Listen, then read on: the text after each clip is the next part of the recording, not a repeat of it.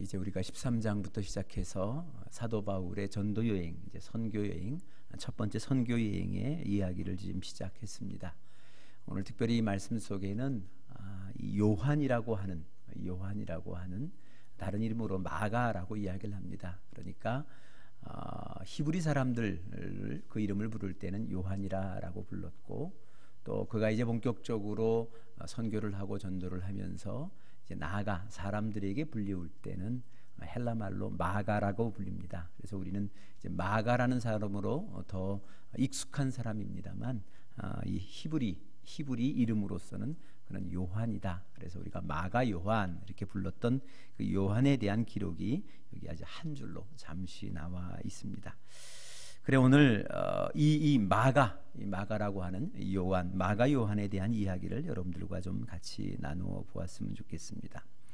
여기 마가라고 하는 사람, 또 요한이라고 하는 사람, 이 사람은 이 복음서에 그 마가의 다락방이라고 나오는 그 말 나오고 있는데, 바로 그때의 그 마가, 바로 그 사람이 바로 이 사람, 마가 요한이라는 사람입니다. 그래, 오늘도 우리가 지금 읽고 있는 마가복음, 이 마가복음의 저자이기도 합니다. 마가는 예수님이 잡히시던 전날 밤에, 그죠? 최후의 만찬이 있었고 성찬을 제정했던 그 마가의 다락방, 그 다락방의 주인, 그 당시에는 어렸으니까 그 주인의 아들에 해당되는 것이죠. 그러니까 굉장히 그만큼 귀족의 가문이었고, 또 초대 교회의 아주 기둥같이 여겼던 그런 집안의 자제가 이 마가 요한이다라는 겁니다. 오순절에 이 120문도가 모여 성령의 강림을 받았고 또 했던 그 마가 다락방의 주인집의 아들이었다라는 것이죠. 또 그렇지만 그에게는 아주 좀 전설적인 좀 이야기가 있습니다. 그것은 마가복음 이 그 14장 52절에 어떤 본문이 있는가 하면, 그 예수님께서 겟세마네 동산에서 로마의 군병들에게 또 성전의 문지기들에게 체포당하는 그때, 바로 그때에 그 소식을 듣고 한 소년이 쫓아오게 됩니다. 한 소년이 쫓아오는데 그 대목을 뭐라고 이 14장 52절에 얘기하냐면, 배 혼이불을 버리고 벗은 몸으로 도망하니라라는 그런 대목이 있습니다. 배 혼이불을 두르고 누군가 왔다가, 그리고 예수가 잡히시는 그 현장 속에서 너도 예수의 일파가 아니냐, 예수의 일행이 아니냐라는 이 말을 듣고 무서워서 두려움에 줄행량 치는데, 누가 그 혼이불을 잡자 그것을 벗어던지고, 그죠? 벗어던지고 홀랑 벗은 몸으로 도망갔다라는 그런 대목이 이 마가복음 14장, 다른 복음서에는 없습니다. 딱 이 마가복음 14장에만 딱 기록이 되어져 있습니다. 그래서 생각해 보면 우리 그 장면이 좀 생각해 보면 좀 웃음이 나오지 않습니까? 뭔가 의기양양하게 누군가 나타났다가 이렇게 협박을 하고 잡아가려고 하니까, 그죠? 이 혼이불도 다 벗어버리고 벗은 몸으로써 이렇게 도망가는 그런 장면이 우리가 좀 상상을 하게 되는데, 도대체 이 사람이 누군가, 이 소년이 누군가에 대한 여러 가지의 말들이 있는 가운데, 그죠? 대부분의 사람들이 일치하는 것이 바로 그 소년이 오늘 그 마가복음을 기록한 마가 자신이었을 것이다. 그러니까 자신의 이름은 나타내지 않았지만 슬며시 자기가 기록한 마가복음에만 자신의 그 경솔했던 행동, 또 그 당시에 그 모습을 자신만이 기록할 수 있어서 겸손한 마음으로 그 기록에 남겼다라고 그렇게들 이야기를 합니다. 아무튼 이 예수님 당시에 이 마가 요한이라는 이 사람은 나이 어린 소년이었습니다. 어린 친구였다라는 거죠. 어린 친구로서 예수님이 하시는 능력들, 또 희한한 이적들, 이것을 가까이서 구경할 수 있었습니다. 왜냐하면 그 집안 자체가 예수님과 늘 함께 동행하는 집안이었기 때문에 늘 가까이서 그것을 구경할 수 있었다는 거죠. 또 그 뜻은 다 모르겠습니다. 어린 나이이기 때문에 예수님 입에서 나오시는 말씀이 무슨 의미인지는 모릅니다만, 그럼에도 불구하고 그의 말씀, 예수님의 그 말씀하는 현장에서 그의 말씀의 이야기를 다 들었던 소년, 그 소년이 여기 이야기하고 있는 요한이라고 얘기하는 이 마가 요한, 바로 그였다라는 겁니다. 그래서 보면 그가 이런저런 이 신앙적인 경험을 그 이후에 이제 하게 되고, 오늘도 뭐 그 얘기를 좀 나누겠습니다만, 경험을 하게 되고, 또 마지막에는 이 베드로의 수제자가 됩니다. 그래서 사도 바울은 디모데를 영적인 아들 디모데야라고 부르게 되는데, 이 베드로는 이 마가 요한을 영적인 아들로 삼았습니다. 그래서 아들하는 그런 칭호를 부를 만큼 이 베드로의 수제자가 됩니다. 그래서 이 베드로를 통해서 자신이 들었던 말씀과 또 자신이 보았던 그런 내용들을 수없이 반복해서 듣게 되고요, 확인하게 되고, 그 기억을 살려서 이제 제일 처음, 사실 복음서 4개 가운데 제일 먼저 쓰여진 복음서가 이 마가복음입니다. 이 마가라는 이분이 이 복음서를 기록하게 되는 그런 큰 일들을 감당을 하게 된다라는 거죠. 그러나 이 마가는 또한 아주 중요한 것은 이 바나바라고 하는 사람의 생질, 그의 조카였다라는데 이제 여기 문제가 있습니다. 그러니까 아시는 것처럼 우리가 바나바와 그 바울이 1차 전도 여행을 같이 떠나게 되잖아요. 같이 떠나게 됐을 그때에 삼촌 바나바가 선교 여행을 떠난다고 하니까 이제 조금 커서 청년이 된 이 마가 요한이 그를 따라 나섭니다. 나도 가겠습니다. 삼촌이 가는 곳이면 나도 한번 가보겠습니다 라고 용기를 내서 그를 따라가겠다라는 거죠. 그래서 사실은 바울처럼 바나바처럼 성숙한 사람도 못 됩니다. 또 그만한 어른도 못 되고요. 또 선교적인 큰 비전과 소명을 가지고 간 거 아닙니다. 그냥 삼촌이 간다니까 삼촌 가는데 쫄래쫄래 쫓아가는 청년처럼 그 정도의 사람, 그렇게 이 첫 번째 선교 여행에 참여를 하게 됩니다. 근데 워낙 똑똑하거든요. 마가복음을 기록할 만큼 이렇게 똑똑하기 때문에 이 사도 바울이 아마 그를 수종자로 삼아서 그렇게 이제 1차 전도 여행을 이제 다니게 됐죠. 그러니까 1차 전도 여행의 출발은, 그 시작은 이렇게 세 사람이 하게 됩니다. 바나바, 바울, 그리고 여기 마가 요한, 이렇게 세 사람이 1차 전도 여행을 하게 됩니다. 그래서 이제 함께 이 바나바의 고향 이 키프로스 섬이라고 얘기했죠. 그리스에 있는 키프로스 섬, 큰 섬에 가서 이제 여러 달 동안 이 복음을 전했습니다. 그런데 문제는 이 키프로스 섬에서 복음을 전하던 중에, 이 여러 달 중에, 그건 아마 한 1년 가까이 아마 복음을 전한 것 같은데, 그 기간 중에 이제 문제가 좀 발생을 하게 됩니다. 이게 함께 사역을 진행하다 보니까 우리도 함께 무슨 일을 하다 보니 좀 발생하는 일들이 있잖아요. 그런 일들이 이 속에 이제 발생을 하게 됩니다. 어떤 문제가 발생을 하게 되냐면, 이 어린 청년 마가의 마음을 불편하게 합니다. 같이 하다 보니까 좀 불편한 마음이 생긴다라는 거죠. 근데 어떤 것 때문에 이 청년이 이렇게 불편했을까? 그 대목을 우리가 생각을 하게 되면 그것은 이겁니다. 이 바나바와 바울 그렇게 사실은 출발할 때 당시에는 항상 바나바가 먼저였고, 그리고 바울이 그 뒤를 잇는 사람이었습니다. 그러니까 바나바가 주였고 바울이 부였다라는 거죠. 사실은 어떻게 생각하면 1차 전도 여행은 바나바가 가는 곳에 바울이 따라간 겁니다. 보조자로서. 그래서 첫 선교지도 바나바가 자기의 고향을 선택하게 되었고요. 이렇듯 이렇게 첫 선교지를 선택할 만큼 영향력이 바나바에게 중심이 있었습니다. 중심이 있게 그렇게 출발을 했는데, 문제는 이제 이 전도를 하게 되고 선교를 하게 되니까 어떤 문제가 생기냐 하면요, 이 바울이 워낙 특출나는 겁니다. 언어적인 문제라든지 또 논리적인 문제라든지 또 이 사람을 이렇게 휘어잡는 카리스마적인 권위라든지 또 특별히 이적이라든지 이런 것들이 이 다소 바나바에 비해서 바울이 더 센 겁니다. 강했다라는 거죠.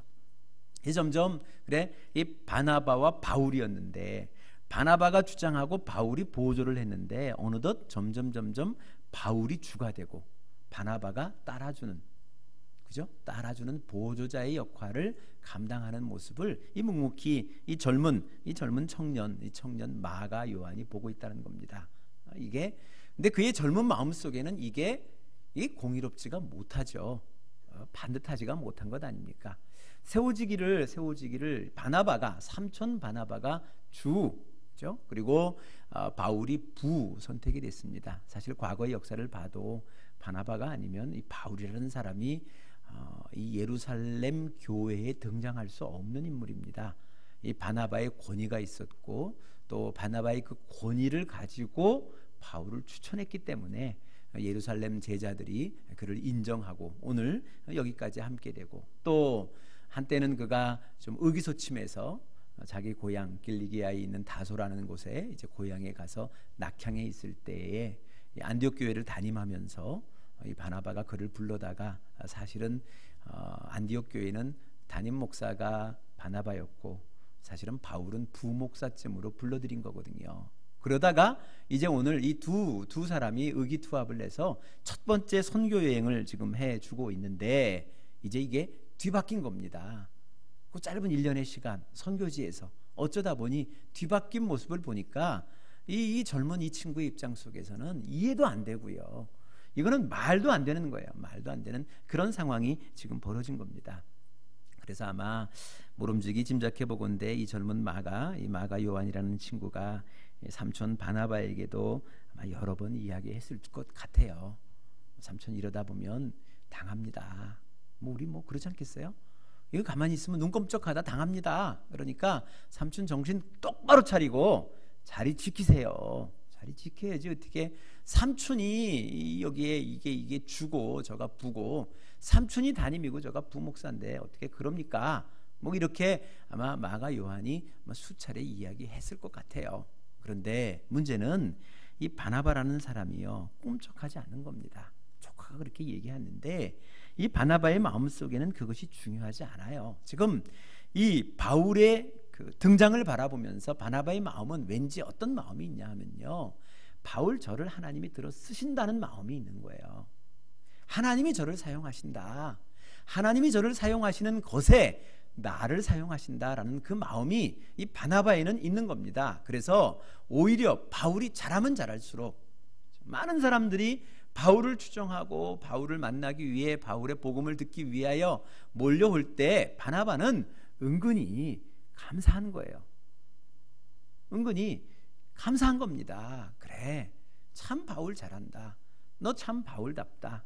넌 진짜 하나님이 들어 쓰는구나 라고 즐거운 겁니다. 감사한 겁니다. 점점점 사람들이 자기를 찾지 아니하고 바울을 찾는 것에 대하여 그렇죠? 그는 하등에 이 불평이 없어요. 불만이 없었습니다. 그러나 이 젊은 이 마가 요한의 입장 속에서는 그렇지를 못합니다. 견딜 수가 없다라는 거죠. 그래서 견딜 수가 없는 중에 이제 이 키프로스 섬을 떠나서 이제 육지로 저들이 이제 올라가게 되는데 그 육지에서 새로운 선교지를 선택함에 있어서 이제 어디로 갈 것인가 선택할 때에 이제 더 깊숙한 지역으로 이제 가자는 바울의 요청에 따라 갈 그 즈음에 오늘 이 마가 요한은 슬며시 그 일행을 떠나는 겁니다. 나는 그냥 돌아가겠습니다 라고 돌아갔다라는 거죠. 그 대목을 오늘 13절에 요 한 말씀에 이렇게 기록을 한 겁니다. 요한은 그들과 헤어져서 예루살렘으로 돌아갔다.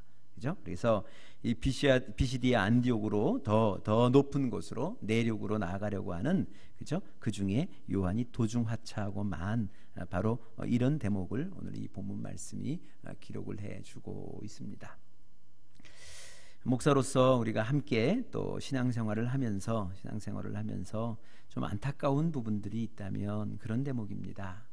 함께 시작했는데 함께 걸음을 맞춰서 잘 감당하고 열심히 했는데 이 간혹 이렇게 도중하차하는 모습을 바라보면 참 안타깝습니다. 이왕이면 끝까지 같이 갈 걸, 함께하면 참 좋을 텐데. 근데 이런저런 그 마음 상하는 일들 때문에 그런 일들 때문에 시험 들고 낙담하고 낙심해서 그렇게 도중에 하차하는 사람들 이런 사람들을 볼 때 좀 마음이 답답하다라는 거죠. 또 목사로서 또 많은 뭐 이렇게 이 경험들을 통해 보면요, 또 선배 목사님들의 이야기를 들어보면 왜 이 사람들이 공동체를 떠날까 이유를 가만히 들어보면요, 그 상당수 아니 그 대부분이 섭섭함이에요. 섭섭함 때문에. 그래서 뭐 그런 얘기들 뭐 옛날에 많이 하잖아요. 섭섭막이 들었다고. 이 섭섭함이 이게 빠지게 되면요, 이게 걷잡을 수가 없습니다. 걷잡을 수가. 오늘 이 마가 요한이 섭섭함에 빠진 거예요. 스포트라이트를 받았는데, 우리 삼촌이 스포트라이트를 받고 시작했는데, 이제 그 스포트라이트가 삼촌에게서 바울로 옮겨가는 그것을 보면서 섭섭한 거예요. 처음에는 많은 사람들이 바나바를 향해서 몰려온 겁니다. 바나바가 왔다고, 그죠? 몰려왔는데 서서히 그 사람들이 방향을 떠나더니 오늘 이 바울이라는 사람, 이 사람 사실은 마가 요한의 입장에서는 이 듣보잡입니다. 듣지도 못하고 보지도 못했던 뭐 그런 인물, 뭐 사실은 이 초대교회 예수님의 시절 속에서는 이 듣지도 못했던 인물 아니겠습니까? 느닷없이 나타나서, 그죠? 삼촌이 아니면 등장할 수 없는 인물이 오늘 이 삼촌의 자리를 차고 앉은 그것을 보면서 섭섭한 겁니다. 섭섭한 마음이 이 마가 요한, 이 젊은, 이 어린 이 마가 요한 속에는 있다라는 겁니다. 그래, 선배님들의 얘기를 들어보면 그렇습니다. 보통 이제 교회를 개척하게 되면 이 개척을 돕겠다고 하는 소위 개척 멤버가 있습니다. 뭐 저희 교회는 뭐 아시는 것처럼 개척 멤버가 없어요. 뭐 제 형제들도 같이 온 것도 아니고 뭐 아무도 따라온 사람이 없어서 개척 멤버가 없습니다만, 뭐 보통의 교회들이 뭐 많게는 얼마 또 적게는 몇 명의 이 개척 멤버들이 늘 있게 됩니다. 그러던 중에 그들이 열심히 교회를 섬겨서 그죠? 교회가 조금은 성장을 하게 되면 그분들이 이제 하나 둘씩 이제 떠나게 되는 그런 장면들을 이제 목도하게 됩니다. 뭐 그래, 뭐 사실은 뭐 개척교회를 섬기겠다 와서 뭐 내가 몇 년 섬기고 내 소임을 다했다 기쁜 마음으로 성장한 교회를 두고 뭐 돌아간다면이야 뭐 큰 문제가 되질 않습니다. 그건 참 좋은 일이고 아름다운 일인데, 그렇지 못하고 그렇죠? 이 교회가 커져가는 그 모습을 보면서 점점점 자기의 자리가 이렇게 좁아지고, 자기의 자리가 이 중심으로부터 점점점 변두리로 멀어져 갈 때 거기서 소외감을 느끼고 거기서 섭섭함을 느끼다가 결국은 이 공동체에 아픔을 주기도 하고, 뭐 자기도 상처를 받았을 테니까 또 이 공동체에 때로는 흠집을 내면서 뭐 그렇게 나가는 이야기들이 이 개척교회는 참 많습니다. 보통 한 3년쯤 되어지면 그런 일들이 있다라고 얘기를 해요. 뭐 그래서 사실은 뭐 제가 그게 무서워서 그게 싫어서 멤버를 안 꾸린 것은 아닙니다. 뭐 하나님이 그때 저로 하여금 그런 일을 하지 말라 그래서 그냥 기다리다가 이곳에서 예배를 시작했습니다만, 어찌되었건 그런 이야기가 개척한 그런 선배 목사님들의 이야기 속에 많습니다. 그 모든 것들이 보면 다 이런 겁니다. 섭섭한 거예요. 섭섭한 거. 내가 중심이었는데, 내가 스포트라이트를 받았고, 또 우리 목사님이 내 말이라면, 그죠? 다 들었는데, 다 경청했는데, 이제는 사람이 좀 많아졌다고 나를 무시해? 나를 섭섭하게 해? 뭐 그래서 그 마음 때문에 떠나가는, 상처를 주고 상처를 받고 떠나가는 일들이 너무 많다는 겁니다. 그래, 오늘 보면 이 마가 요한 바로 그러한 대목이다, 그렇게 생각할 수 있는 겁니다. 그래, 오늘 여기에서 그렇게 떠나가는 겁니다. 오늘 헤어져서 그의 일행 속에서 예루살렘으로 돌아가는 그런 사건이 이 속에는 있다라는 겁니다. 그래, 교회들 이야기 들어보면 뭐 그런 이야기가 참 많습니다. 소위 터줏대감의 이야기들도 참 많고, 그래서 할 수 있으면 이 교회는 이 터줏대감을 안 만드는 게 좋습니다. 모두가 함께 참여하고 또 그 모두에 의해서 선택되어진 사람들로 하여금 함께 나누고 또 그 선택을 이렇게 바꿔가면서 하는 거, 바로 그것이 좀 필요하다라는 거죠. 그래, 뭐 저희 교회는 아는 것처럼 이제 가정교회를 하다 보니까 목장 중심입니다. 목장 중심으로 다 움직이게 되고, 또 거기에 그 섬기게 되는 목자 목녀님들이 모여서 이제 모든 것들을 다 결정할 수밖에 없는 그런 구조가 됩니다만, 어찌됐건 이런 소수의 터줏대감이, 그죠? 이 공동체를 흐트러뜨리는 것처럼 오늘 뭐 자신이 얼마나 큰 죄를 지었는지 생각할 수는 없겠습니다만 이 마가 요한은요 자신도 모르게 1차 전도 여행 생각해 보면 그런 것 아닙니까? 그죠? 예수 그리스도 이 기독교 역사상 첫 전도 여행입니다. 얼마나 성스럽고 얼마나 거룩하고 얼마나 대단한 역사 속에 그죠? 엄청난 흠집을 내면서 사건을 일으키고 무리를 일으켜서 이렇게 이탈하게 되는 대목들이 오늘 여기에 있다라는 겁니다. 그래 뭐 그를 이 사건을 이야기하면서 그가 왜 이렇게 섭섭해졌을까 주된 이야기도 하게 되고 또 그가 이 일행을 떠난 이유 중에 뭐 조그만 소소한 이유 중에 여러 가지 것들을 이야기하는 대목들도 있습니다. 뭐 충분히 다 이해가 되어지죠. 뭐 그 중에 좀 몇 가지를 소개해 보면 또 이런 겁니다. 또 하나의 이유가 있다면, 그죠? 이제 이 바울이 주도하는 일행들이 키프로스 섬을 떠나게 되고 이제 비시디아 안디옥으로 방향을 출발하게 됩니다.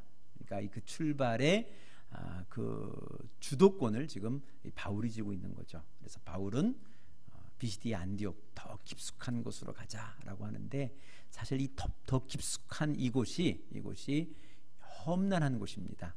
그러니까 아주 높은 이렇게 산을 넘어가야 이 비시디아 안디옥이 나타나는 거예요. 나타나니까 사실은 우리가 살펴보신 것처럼 이 마가 요한이라는 이 청년은 귀족 출신이거든요.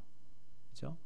뭐 성지순례 이제 가서 보면 마가의 다락방이라는 곳을 가요. 뭐 사실 거기는 뭐 마가의 다락방이다라고 이야기할 수는 없지만 그래도 그 근처에 이 마가의 다락방이 있을 것이다라고 생각을 하고 또 그 당시에도 비슷한 유사한 건축의 기법을 가지고 뭐 있었을 것이다 생각하면서 이제 마가의 다락방으로 안내되어지게 되는데 생각해 보시면 우리 120명의 사람들이 모여 있다. 그럼 제법 넓은 곳 아니겠습니까? 그러니까 다락방이라고 얘기하면 뭐 우리처럼 다락방 그런 게 아니고 한 2층 뭐 복층의 2층 구조쯤 되는 거예요. 2층 구조가 그만한 넓은 이렇게 큰 홀이 있다라고 생각을 해보면 굉장히 부잣집 아니겠어요? 엄청난 부잣집이죠. 그래서 그 부잣집의 도령으로 자랐던 이게 귀족 출신의 귀족입니다. 배울 만큼 배우기도 했고요. 또 뭐 이렇게 큰 어려운 일들을 겪지 못했던 친구다라는 거죠. 그 친구에게 있어서요. 그곳으로 간다는 것은요. 이건 엄청난 고통이에요. 그래서 섭섭하겠다. 또 앞으로 펼쳐질 일은 더 고생스럽겠다. 이거 뭐 도저히 감당할 길이 없어가지고 그가 이제 도중에 하차했다라고 얘기를 하게 되고요. 또 그를 또 더 크게 하차한 이유를 또 하나 된다면 뭐 그런 이야기도 있어요. 뭐 이거는 뭐 이렇게 전설 속에 들려오는 이야기입니다만 이 마가 요한이 말라리아에 지금의 열병에 해당되는 거죠. 열병에 걸렸다고들 얘기를 해요. 뭐 지금은 뭐 말라리아 그러면 웬만하면 다 나아요. 또 특별히 그리고 그 뭐 동남아의 말라리아를 걸리면 차라리 사실은 서양 의학보다는 그들의 의학이 훨씬 더 좋대요. 그래서 그들의 민간요법으로 웬만큼 견디면 한 일주일 견디면 좀 나아요. 낫지만 당시에 이 열병이 걸리면 거의 죽습니다. 거의 죽는데 이 죽는 열병이 걸렸다라는 거죠. 열병이 걸렸다라는 건데 결국은 그 열병이 걸려서 죽을 고비를 넘기고 있을 때 생각해 보니까 오늘 이 바나바도 큰 것 아니겠어요. 자기 조카인데 이제 가면 뭐 형님이 되었던 누님이 되었던 이게 자식이 되어질 텐데 이 조카가 자기 보는 앞에서 자기 따라왔다가 이 죽는다 생각하니 얼마나 이게 두렵겠어요. 또 이 바울의 입장 속에서는요. 이게 보면 예루살렘 교회의 모름지기 기둥 같은 집안이에요. 가문입니다. 가문. 뭐 자기가 지금 여기서 주도권을 쥐어도요. 예루살렘 교회에서 인정하지 않으면 그냥 뭐 어떻게 뭐 이름 없이 흔적 없이 이 계에서 떠나야 될지도 몰라요. 그런 존재입니다. 그런 존재가 지금 여기 와서 아픈 거예요. 그 가문의 이 아들이 와서 여기 아픈 거예요. 이 죽을 고비를 지금 넘기고 있다는 거죠. 그래서 전설에 의하면 이들이 둘이 정말 열심히 기도했답니다. 바나바도 바울도 뭐 보름 이상을 기도해서 결국은 그를 살려냅니다. 이제 살려내고 나서 이제 비시디아 안디옥으로 선교지를 옮겨가자 그러니까 아이고 나는 못하겠습니다. 요한이 이제 포기를 한 거죠. 마가가 포기를 한 겁니다. 아유 삼촌, 아니 나는 여기 못 가겠습니다. 더 이상은 못 가겠습니다. 나 엄마가 그립습니다. 하고 이제 엄마에게로 돌아갔다라는 그대로 그렇게 그 대목을 그렇게 그려주기도 합니다. 그려준다라는 거죠. 어찌되었건 그를 돌려보내면서 뭐 바나바의 입장 속에서는 그래 조카니까 그래 가라 뭐 그렇게 허락을 했겠습니다만 바울의 입장 속에서는 그렇지를 않아요. 그죠? 이왕 시작했는데 여러분 바울의 열정을 알잖아요. 그러니까 바울의 열정으로 생각하면 이거는 말도 안 돼요. 시작을 하면 끝을 봐야지. 뭐 이제 시작해서 그거 뭐 좀 어렵다고 뭐 깨작깨작하고 이제 그만둬 뭐 이런 생각을 하고 굉장히 괘씸하게 생각했던 것 같습니다. 잊지 못할 만큼. 그래서 아주 그죠? 이 바울이 그죠? 죽을 때쯤 돼서요. 죽을 때쯤 돼서 뭐 그 전에도 그를 용서한 것 같은데 사실 그를 불러드립니다. 죽을 때쯤 돼서 유언으로 그를 불러드려요. 마가 요한도 데려오라라고 뭐 그렇게 불러드리는데 그러니까 사실은 그 이후 동안 상당 기간 동안 이 바울이 이 마가를 용서하지 않습니다. 찾지 않아요. 뭐 너 같은 인간, 유약한 인간, 이거 뭐 좀 안다고 깝족거리는 인간, 넌 도움 안 돼. 차라리 좀 몰라도 좀 무식해도 좀 덜 배워도 좀 덜 해도 재능이 덜 해도 그래도 열심히 있는 게 나아. 뭐 이렇게 생각하고 이 바울이 아마 그랬던 것 같아요. 그래서 이제 1차 전도 여행을 다 마치게 되고 이 바나바와 바울의 일행들이 이제 예루살렘에 돌아와서 첫 번째 전도 여행 보고서를 갖습니다. 보고회를 가질 때 엄청난 보고들이 이제 일어나거든요. 뭐 이런 기적도 있고 이런 이적도 있고 또 하나님의 사람들이 이렇게 복음을 전하고 하나님의 사람들이 세례를 받고 거기에 이제 교회가 세워지고 뭐 이런 엄청난 그죠? 그 큰 대단한 사건들이 이제 보고를 하는 때에 이 마가 요한이 궁금하지 않았겠어요. 또 예루살렘에 와서 하니까 그 자리 이제 맨 앞자리에 와서 그걸 다 듣는 겁니다. 들으면서 그 마음이 너무 아픈 거예요. 야, 그때 내가 조금 참았으면, 내가 조금만 참았으면 저런 그 영광스러운 자리에, 저 위대한 자리에, 저 엄청난 자리에 내가 있었을 텐데 내가 그때 왜 그랬을까? 뭐 그런 생각을 갖고 있었어요. 그래서 이제 1차 전도 여행을 마치고 이제 바울이 다시 전도 여행을 꾸리게 됩니다. 이어서 꾸리게 되죠.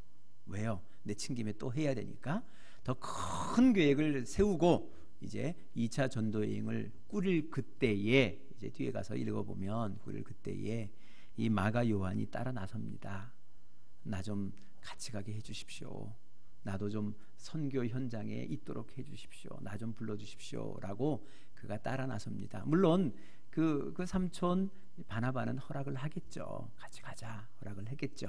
그런데 너우 바나바는 이 바울은 그렇지를 못합니다. 너는 안 된다는 거예요. 그죠? 바울은 그런 사람입니다. 너는 안 돼. 한 번 펑크 냈는데 두 번 안 내겠니 네가? 한 번 잘못했는데 그죠? 여기서 뭐 쪽박은 나가서도 새는 건데 그런 것 아니겠어? 그러면서 바울은 끝까지 이 마가 요한을 받아들이질 않습니다. 끝까지 거절했다라는 거죠. 그래서 결국은 2차 전도 여행을 출발할 때는 이 바울과 바나바가 일행을 달리합니다. 서로 다른 사람을 실라라는 사람을 데리고 바울은 떠나게 되고 이 바나바는 이 조카 이 마가 요한을 데리고 이제 다른 선교지를 향해서 가면서 자연스럽게 사도행전에서 이 바나바의 이름이 이제 사라지게 되는 그런 대목을 이제 맞이하게 되죠. 그러니까 이 마가 요한 오늘 한 줄로 딱 기록되어져 있는 요 사건 요거 하나 때문에 사실은 큰 바나바와 바울이 이렇게 갈라서게 되는 그런 결정적인 역할을 이 마가 요한이 해버리고 맙니다. 사건의 이제 주모자가 되었다라는 거죠. 네, 오늘 이 대목을 우리가 좀 생각해 보면서 좀 깊이 우리가 좀 생각해 보셨으면 좋겠습니다. 여러분, 이왕 시작한 거 한번 끝까지 가보겠다. 뭐 늘 하다 보면 늘 꽃피는 날만 있는 거 아니잖아요. 그렇지 않아요? 꽃이 피기도 하고 또 그 꽃이 지기도 하고 꽃이 필 때야 화려하겠지만 꽃일 때는 지저분하잖아요. 그렇잖아요. 우리도 녹음이 우거질 때는 참 아름다운데요. 또 단풍 질 때까지는 아름다운데 그 단풍이 뚝뚝 떨어지기 시작하면 비참해지고요. 또 초라해지고 그렇지도 않아요. 또 그렇지만 그럼에도 불구하고 내 끝까지 한번 내 가보겠다. 그렇죠? 그런 마음이 있어야 되겠다라는 겁니다. 이 바울과 같은 마음, 바로 그런 마음도 우리에게는 있어야 되지 않겠어요? 그래야 그죠? 끝까지 하나님 앞에 쓰임 받는, 하나님의 은혜를 받는 사람들이 되지 않겠습니까? 그죠? 또 하나 우리가 생각해 본다면, 또 바나바의 입장을 생각해 보면 또 그래요. 그렇죠. 뭐 하다 보면 실수할 수 있죠. 아직 어리기도 어리고 경험도 좀 부족하고, 뭐 이거는 그래요. 여러분, 나이 문제가 아니고요. 신앙은 또 나이하고 다릅니다. 여러분, 신앙은 또 나이하고 달라요. 또 신앙은 그가 가진 신앙의 연조하고도 달라요. 뭐 내가 3대 4대 뭐 우리가 뭐 평양에서부터 예수를 믿었어요. 뭐 이런 거 달라요. 내가 얼마나, 그죠? 하나님을 경험했느냐. 이 신앙의 연조하고 이 인생의 나이하고는 좀 다르잖아요. 그러면 유약한 사람, 아직 이 신앙의 경험이 부족한 사람들, 그 사람들을 대함에 있어서 다소간의 실수가 있어도, 그죠? 그에게 다시 한번 기회를 주는 거, 바로 이것도 우리도 또 생각해 봐야 되지 않겠습니까? 내 스스로는 바울처럼 끝까지 단단하게 담대하게 가는 것도 필요하겠지만, 누군가를 향하여서는 바나바처럼 또 새 한 번의 기회를 이렇게 그에게 줄 수 있는 그런 여유, 또 줄 수 있는 그런 너그러움, 그런 마음도 우리에게는 필요하다라는 거죠. 그런데 놀라운 것은요, 하나님이 놀라우신 거예요. 하나님은요, 이 바울을 통해서 또 이 바나바를 통해서 오늘 여기 있는 이 마가 요한을 훈련시키셨어요. 마가 요한을 훈련시키셨다는 거죠. 그렇죠? 아마 마가 입장 속에서는 평생 이 바울을 생각하게 되면요, 자기 스스로 겸손할 수밖에 없어요. 아무리 뭐를 했다 할지라도, 마가복음을, 최초의 복음을 기록했다 할지라도 이 사건을 생각하면요, 겸손할 수밖에 없습니다. 왜요? 자기는 낙오자잖아요. 그리고 그 낙오자의 직인을요, 그냥 바울이 깊숙이 파놨어요. 너는 안 돼. 그래서 1차 전도 여행은 일부 동행했는데 2차부터는 그냥 없어져 버리잖아요. 너는 안 돼. 그러면서 이 바울의 전도 여행 속에 그가 사라져 버립니다. 사라져 버리는 것을 경험했기 때문에, 그죠? 이 마가 요한은 평생을 두고, 그죠? 자기 사역에 대해서 겸손할 수밖에 없습니다. 그리고 끝까지, 그죠? 바울이 이야기했던 그 대목을 아마 기억하면서 조금 힘들어도 참았을 거예요. 내가 여기서 못 참으면 더 그때처럼 되지. 그런 못난 인물 되지. 사도 바울 선생님으로부터도 인정받지 못하는 그런 인물이 되지 하고, 그래요? 엄청 아마 큰 이 도전을, 스스로에게 도전할 수 있는 기회를 이 바울 때문에 얻었을 겁니다. 또 반대로 생각하면 이 바나바의 입장 속에서, 이 바나바 삼촌이긴 합니다만, 이런 사람 아니면 그에게는 기회가 오지 않아요. 여러분도 뭐 저도 그렇지만 그 마음들이 있거든요. 한번 해서 잘 안 되면요, 같이 하고 싶은 생각 별로 없어요. 다른 사람이 있는데, 없으면이야 그렇겠지만 있으면 그 사람하고 하지, 실패한 사람이랑 또 왜 하겠어요? 그런 마음이 있을 거 아니에요. 그런데 바나바라는 사람이기 때문에 또 참고 기다려주고 그를 세워주고 격려해주고, 그래서 결국은 그로 하여금 자신의 가치를 찾아갈 수 있도록 돕는 이 바나바와 같은 인물에 대한 그런 꿈도 우리도 함께 가져보았으면 좋겠다. 그런 생각이고요.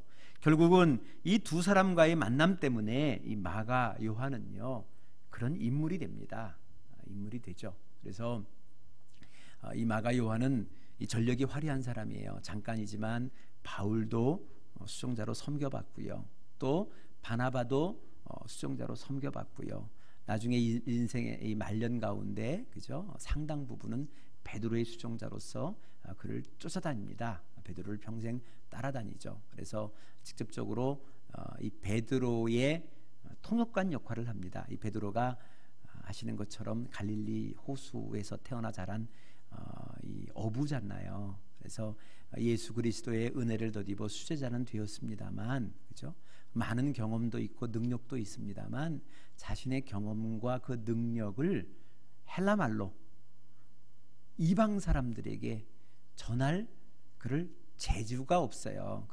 그런 뭐랄까 기술이 없다는 거죠. 근데 이 마가 요한이 그 역할을 한 거예요. 그래서 오늘로 얘기하면 동시통역자가 됐다는 거죠.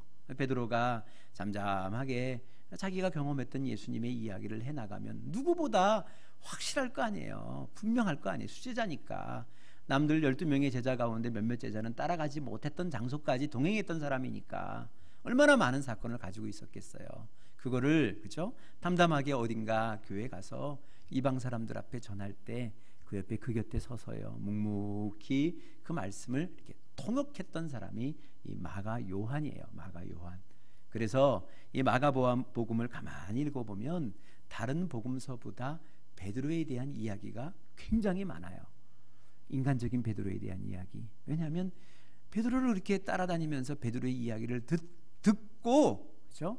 그 속에서 복음서를 기록하기 시작했거든요. 그래서 이 최초의 복음서 이 마가복음을 기록하는 그런 영광스러운 인물이 됩니다. 그리고 또 시간이 지나서 마지막에는 결국은 그 바울과 함께 해후를 하게 되죠. 그래서 마지막에는 이 바울을 이렇게 수종드는 역할을 하게 됩니다. 그러니까 이 굵직굵직한 인물들을 수종들면서 끝까지 자기의 소임을 다하는 그 이후에는 중도 낙오한 거 없어요. 힘들어도 그죠? 베드로가 여러 가지 어려움도 당하고 선교의 현장 속에서 얼마나 어려움이 많았겠어요. 그죠? 죽임 당하는 이렇게 죽을 고비를 넘기기도 하고 이런 어려움들이 바울의 것들은 많이 기록이 되어 있습니다만 다른 이 제자들께 기록이 안 돼 있습니다만 생각해 보면 그렇잖아요. 바울이 당했는데 다른 제자가 어떻게 무사했겠어요? 바울이 맞는 현장에 다른 제자가 가면 그도 맞았겠죠. 그렇지 않겠어요? 바울이 죽일 고비를 넘겼으면요 다른 제자도 죽일 고비를 넘겼죠. 그렇잖아요. 근데 그 죽일 고비를 넘기는 그 현장 속에서도요 묵묵히 그거를 다 이겨냅니다. 왜요? 바울이 강하게 그를 키웠잖아요. 바울이 그를 허락하지 않았어요. 용납하지 않았어요. 그 강함이 그죠? 이 마가 요한으로 하여금 아주 견고하게 세울 수 있는, 담대하게 세울 수 있는 그런 도구가 되었다. 그런 과정이 되었다. 그런 대목들을 오늘 이 말씀을 통해서 우리가 확인을 해 볼 수 있습니다. 그래 오늘 우리가 좀 말씀을 마치고 같이 우리가 기도를 좀 하려고 합니다. 여러분 우리 기도하실 때 제일 처음은요. 오늘 이 말씀을 가지고서 한번 기도해 볼 수 있었으면 좋겠습니다. 하나님, 오늘 설교의 말씀을 들으면서 또 하나님이 주시는 음성 또 기억나는 그런 생각들이 있다면 하나님 내가 한번 순종해 볼 수 있게 해 주십시오. 내가 때로는 바울처럼 때로는 바나바처럼 또 어떨 때는 마가 요한처럼 오늘 들려준 그 말씀을 생각하면서 내가 좀 순종하는 사람이 되었으면 좋겠습니다. 한번 하나님 앞에 나에게 좀 힘 주십시오라는 그런 기도 한번 해 보셨으면 좋겠고요. 또 하나는 이제 우리가 같이 기도할 제목은요. 우리 교회가 이제는 여러분 칼럼으로도 썼습니다만 이제 페이퍼 처치 아니었으면 좋겠어요. 그죠? 명목상 있는 그런 교회가 아니고요. 정말 하나님께서 원하시고 오늘 사도행전에 기록되어진 것처럼 복음을 전하고 그 복음 속에 사람을 구원하고 영혼을 구원하고 이 생명을 전할 수 있는 그런 교회가 되었으면 좋겠습니다. 그저 모이는 사람으로 인해서 서로 기뻐하고 만족하고 또 우리의 기도에 대해서 응답해 주신 것에 감사하고 그런 수준을 좀 넘어서서 우리가 우리 이웃을 향해서 주의 복음을 사랑으로서 섬김으로써 전할 수 있는 그런 교회가 되어줄 수 있기를 위해서 여러분 자신 또 순종할 수 있기를 위해서 또 우리 소망교회를 위해서 또 여러분들의 목장을 위해서 이 시간 좀 잠깐 우리 같이 소리를 내어서 기도하는 시간 갖도록 하겠습니다. 기도하시겠습니다.